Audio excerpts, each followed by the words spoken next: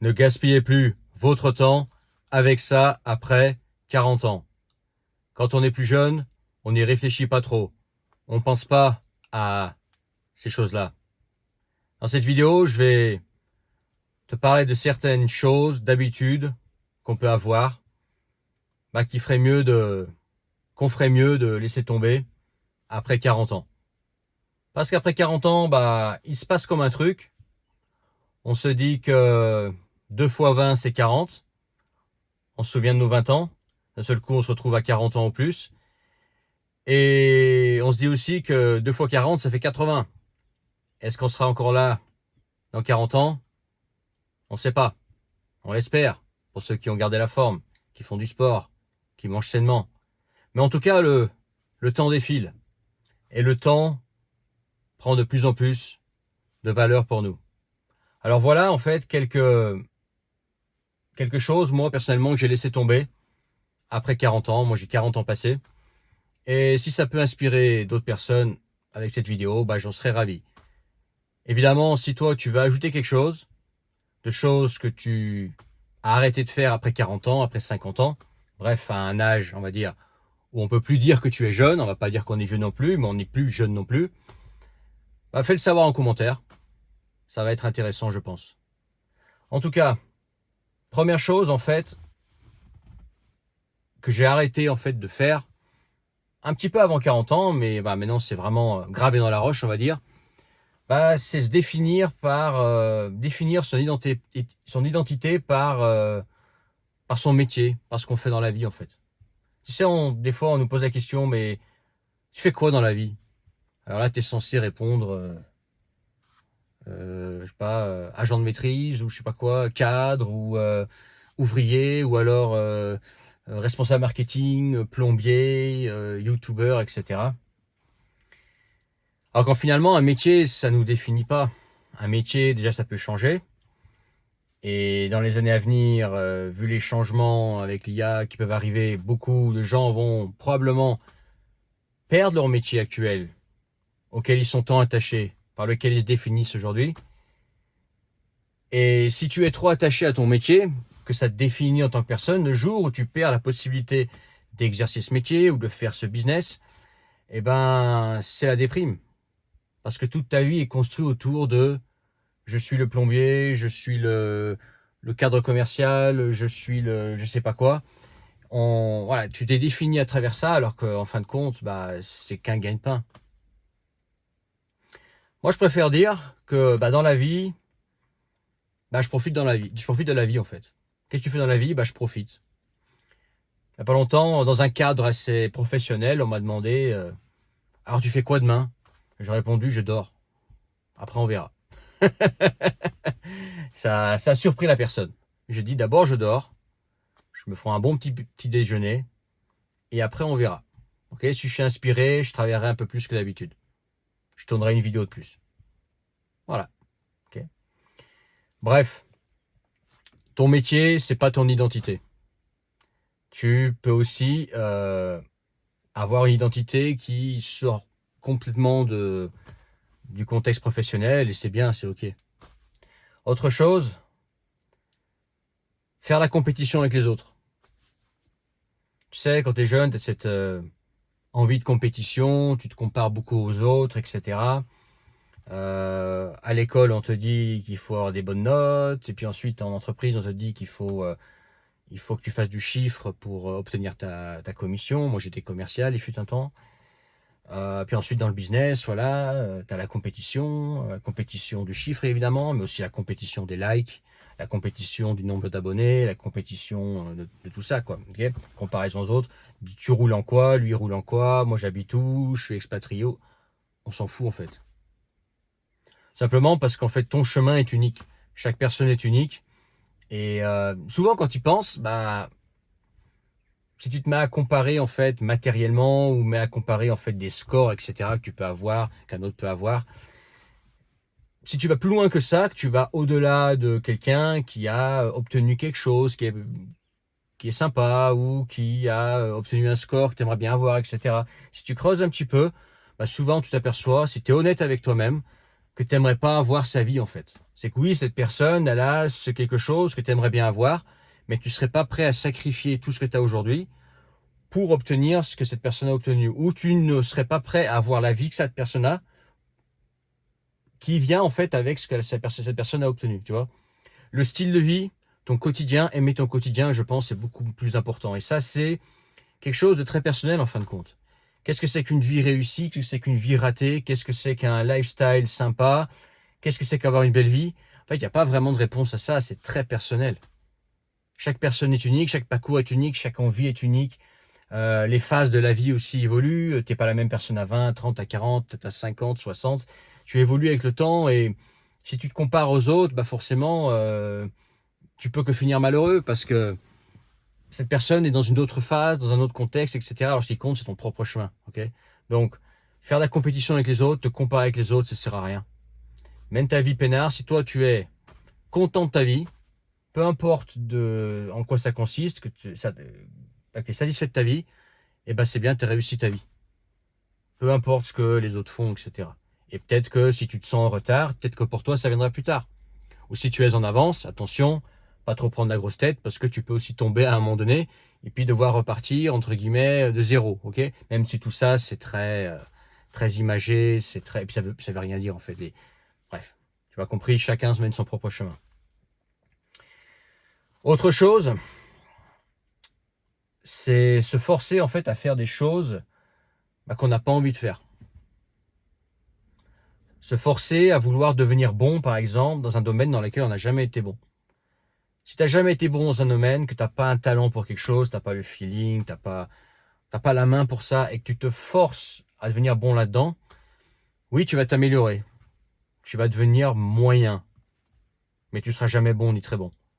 Alors que si tu capitalises sur ce dans quoi tu es déjà naturellement bon, pour lequel tu as un talent injuste par rapport aux autres parce que toi tu es né avec un feeling, un talent pour ça, une facilité pour ça, si tu capitalises là-dessus, eh ben tu deviendras très très bon, excellent. Et en plus tu seras plus heureux. Parce que en général, quand on excelle dans quelque chose, on est aussi content à côté, tu vois, on est content de soi. Et quand on est content de soi, on est excellent dans quelque chose, tu vois. Aimer ce qu'on fait et aimer sa vie, ça va ensemble en général. Alors que si tu te forces à faire un truc que tu n'aimes pas, dans lequel tu es pas bon, juste pour arriver à un résultat moyen, effectivement, tu ne seras pas vraiment heureux là-dedans, quoi. Okay. Autre chose, il y a des choses qu'on fait dans la vie parce que tout le monde les fait, ou parce qu'on t'a toujours dit de faire comme ça, ou parce que c'est bien de faire comme ça, ou parce que c'est à la mode, etc. Ou pour un concours aussi, les autres le font, il faut que je le fasse aussi, etc. Pour valider aussi, cocher la case, tu vois, petite cage à cocher. Moi, j'ai des cages à cocher aussi, tu vois. J'ai ma liste de choses à faire dans la vie, mais elle m'est propre, elle n'est pas basée sur ce que on est censé valider, censé essayer pour l'image des autres, pour être applaudi. Non, c'est mes priorités à moi, les choses que j'ai envie de faire moi, tu vois. Et ça, plus tu avances en âge, plus tu vas voir que ça devient important. Tu commences plus à vivre pour toi que vivre pour les autres. Et ce que les autres pensent, tu t'en fous. Ce qui est important, c'est que toi, tu sois bien dans ta vie et que tu sois satisfait à la fin de ta vie. Et puis n'oublie pas, quand tu fais quelque chose que tu n'as pas vraiment envie de faire, que tu te forces à faire, tu gaspilles ton temps qui devient précieux. Parce que le temps défile, tu sais pas combien de temps il te reste. Et voilà, t'as plus le temps de faire des choses qui t'emmerdent, quoi. Okay. Autre chose, débattre sur des choses sur lesquelles on n'a aucun pouvoir. Alors ça, c'est très français, mais dans d'autres pays aussi, ça arrive. C'est vouloir débattre, tu sais, débattre sur ça, etc. Viens, on débat là-dessus. Qu'est-ce que tu penses là-dessus? Moi, je suis pas d'accord, etc., etc., etc. Ok? Ça sert à rien. Ça sert à rien, notamment quand c'est des choses sur lesquelles tu n'as pas d'emprise, tu n'as aucun pouvoir. Okay. Débattre, par exemple, dans un couple sur un choix de vie, ça c'est pertinent. Débattre avec un ami sur un business que vous allez faire ensemble, ça c'est pertinent, ça te concerne directement. Okay. Débattre sur un lieu de vie qui te concernerait directement, etc. Ça peut, voilà. Si ça peut t'aider, pourquoi pas. Mais par contre, tu vois, débattre sur de la politique, débattre sur des guerres, débattre sur je sais pas, des entreprises qui ferment, débattre sur plein de choses, en fait, etc. Bah, ça sert à rien, sauf faire des vidéos YouTube. Moi, je le fais en vidéo YouTube parce que ça m'est rentable. Et puis parce que j'aime bien tourner des vidéos. Mais sinon, dans la vraie vie, bien pas me prendre la tête avec des débats stériles, hein, des débats sur lesquels moi, j'ai aucune emprise, j'ai aucun moyen de changer les choses. Je perds pas mon temps avec, ça sert à rien. Quoi qu'on débatte, pendant des heures ou pas, que t'aies raison, que t'aies tort, que moi j'ai raison ou tort, on s'en fout. En fait, la situation ne changera rien. Tout ce que tu fais, c'est dépenser ton temps, ton énergie mentale. Autant utiliser cette énergie, cette faculté à réfléchir pour des choses que tu peux vraiment faire, quoi. Sur lesquelles tu as vraiment une emprise. Je sais pas, ton prochain business, ton prochain lieu de vie, ton prochain travail, des choses comme ça, tu vois, des choses qui vont te servir. Et aussi, une chose que moi perso j'ai commencé à faire il y a quelques années et maintenant je suis devenu assez intransigeant avec ça, c'est passer du temps en fait avec des gens qui t'apportent rien, dans le sens où t'as des gens comme ça qui veulent être ton ami, qui veulent te fréquenter, qui veulent te parler, qui veulent avoir quelque chose avec toi. Et à chaque fois, en fait, tu t'aperçois que ces gens-là, en fait, t'apportent rien. C'est toujours la discussion, c'est toujours à propos d'eux. Tout ce qu'on fait, c'est toujours quand ça les arrange. C'est toujours en fait, ils prennent, mais ils t'apportent rien en fait. Sauf utiliser ton énergie, ton temps. Bon, bah ces gens-là, tu finis par plus leur répondre, par plus les fréquenter parce que ils t'apportent rien. Il n'y a pas d'échange donnant-donnant. C'est toujours prendre, c'est toujours quand ça les arrange. Par exemple, je sais pas, un vieux copain qui t'a pas parlé depuis très longtemps, qui d'un seul coup revient parce que c'est bientôt l'anniversaire de ses 40 ans et qui veut faire une grosse fête et qu'il a besoin de monde pour que sa fête soit jolie. Donc il t'écrit, même s'il t'a pas demandé de nouvelles pendant 10 ans. Soit des choses comme ça. D'un seul coup, comme ça, il débarque.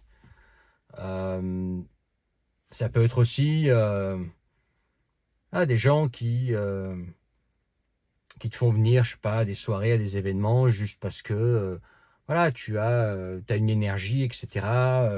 Tu parles beaucoup, donc t'animes un petit peu la soirée, etc. Mais après, ils ne redonnent plus de nouvelles, tu vois.